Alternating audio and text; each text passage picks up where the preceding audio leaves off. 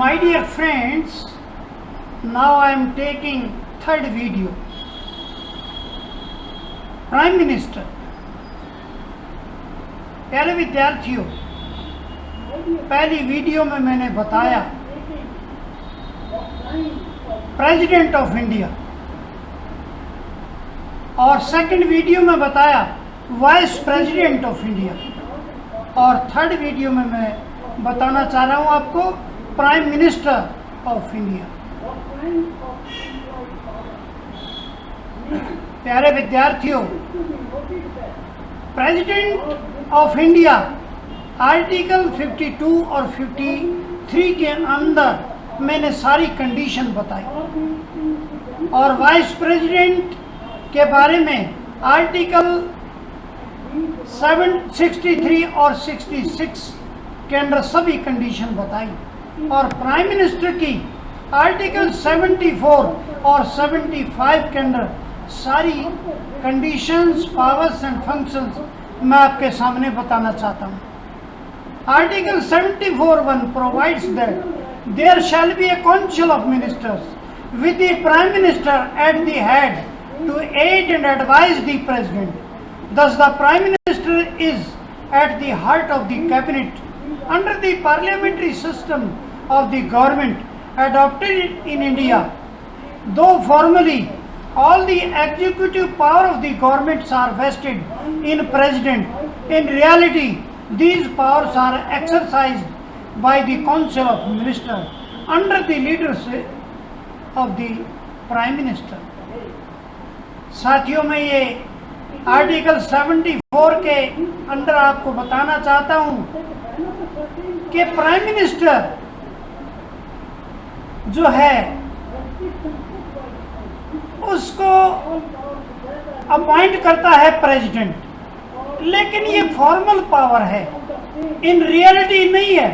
Reality prime minister को appoint करता है हाउस या majority of the member of the house और प्राइम मिनिस्टर एक अपनी कैबिनेट बनाता है, कुछ मंत्रियों की एक कैबिनेट बनाता है और उस कैबिनेट का हेड जो होता है वो प्राइम मिनिस्टर होता है और कैबिनेट जो भी डिसीजन लेती है वो पीएम की यानी प्राइम मिनिस्टर के अकॉर्डिंग डिसीजन लेती है और प्रेसिडेंट उस डिसीजन को मानने के लिए बाध्य होता है।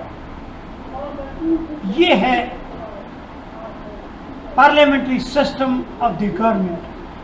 Under the parliamentary system of the government adopted in India, though the formally the executive power of the government are vested in the president, in reality these powers are exercised by the council of ministers under the leadership of the prime minister. साथियों, ये सभी powers हैं, वैसे तो wasted हैं president के अंदर, लेकिन इन रियलिटी इन पावर को एक्सरसाइज करता है प्राइम मिनिस्टर और प्राइम मिनिस्टर कैसे करता है? कैबिनेट एक्सरसाइज करती है in the leadership of the prime minister, यानी जैसे प्राइम मिनिस्टर कहता है वैसे कैबिनेट काम करती है और कैबिनेट का जो डिसीजन होता है वो प्राइम मिनिस्टर या प्रेसिडेंट मानने के लिए उसे बाध्य होता है। In view of the Prime Minister's vast powers and his functions, his position is certainly very unique. He is the keystone of the cabinet, or he is the captain of the team. He is the pivot of the whole of the cabinet system of the government. He is the sun around which all the planets move. He exercises vast authority in legislation and finance. साथियों, इस paragraph के अंदर बिल्कुल clear हो गया क्या है। Prime minister अपनी टीम का कैप्टन होता है। प्राइम मिनिस्टर उसी तरह होता है जैसे सन, सूर्य, उसके चारों तरफ सारे ग्रह घूमते रहते हैं, यानी प्राइम मिनिस्टर अपने आप में एक यूनिक पावर है, अपने आप में एक यूनिक है, उसके बगैर देश के अंदर पत्ता भी नहीं हिल सकता। सारी कैबिनेट और सभी मेंबर्स और देश के अंदर सभी एग्जीक्यूटिव्स, जितने भी काम करने वाली अथॉरिटी हैं, सब प्राइम मिनिस्टर के अंडर हैं।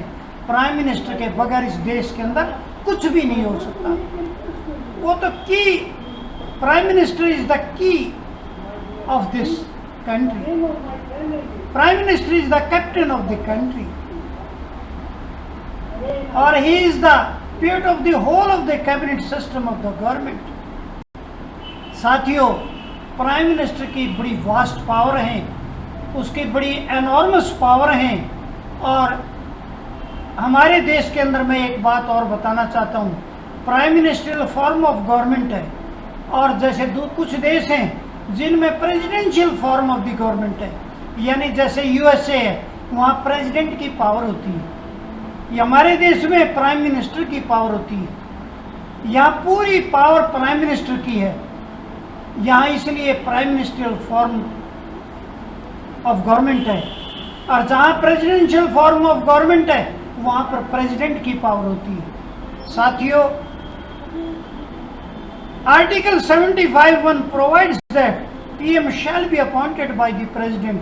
This is only the formal power of the president, in reality appointed by the majority of the house। वैसे तो देखो साथियों, मैंने अभी पहले भी बताया, प्रेसिडेंट ही प्राइम मिनिस्टर को अपॉइंट करता है, लेकिन ये फॉर्मली फॉर्मल पावर होती है। रियल पावर तो हाउस के अंदर है, यानी मेजॉरिटी ऑफ द हाउस, जिसके साथ मेजॉरिटी होगी वही प्राइम मिनिस्टर बन सकता है।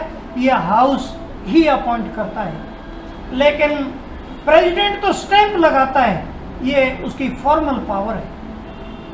तो प्रेसिडेंट प्राइम मिनिस्टर की या कैबिनेट की सभी बातों को मानने के लिए बाध्य है। प्राइम मिनिस्टर कैबिनेट की, प्रेसिडेंट की बातों को मानने के लिए बाध्य नहीं है। इसलिए हमारे देश में प्राइम मिनिस्टर की पावर प्रेसिडेंट से अधिक है। साथियों, लास्ट में मैं एक बात और बताना चाहता हूं कि जो हाउस का मेंबर नहीं होता वो भी प्राइम मिनिस्टर बन सकता है, लेकिन 6 महीने के लिए, 6 महीने के बाद उसे हाउस का मेंबर बनना पड़ेगा, यानी उसे इलेक्शन लड़ना पड़ेगा। और फिर जब हाउस का मेंबर हो जाएगा तो वो कंटिन्यू कर सकता है।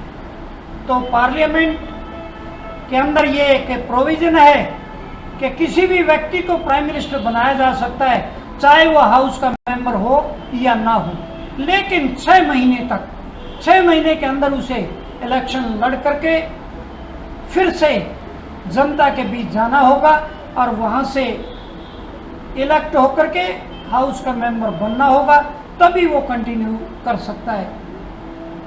तो साथियों, ये था आर्टिकल 74 और 75 के अंडर प्राइम मिनिस्टर की सभी कंडीशंस। प्राइम मिनिस्टर की क्या पावर है, प्राइम मिनिस्टर देश के अंदर उसके क्या क्या फंक्शन है, कितनी उसकी शक्ति है, ये मैंने आपको बता दिया। प्राइम मिनिस्टर से ऊपर इन टोटल यही बताना चाहूँगा, हमारे देश के अंदर प्राइम मिनिस्टर से ऊपर कोई नहीं है। पूरी देश की पावर प्राइम मिनिस्टर के पास है। प्राइम मिनिस्टर जो चाहे वो कर सकता है और प्राइम मिनिस्टर ऑफ इंडिया को हम कह सकते हैं प्राइम मिनिस्टर ऑफ भारत आजकल ये चला गया है। साथियों, मैं ये समझता हूँ कि प्राइम मिनिस्टर के बारे में जो भी मैंने डिस्कस किया आपके साथ, आपको क्लियर हो गया होगा। और in the last I want to make a request to you, please subscribe the channel. I shall be very thankful to you.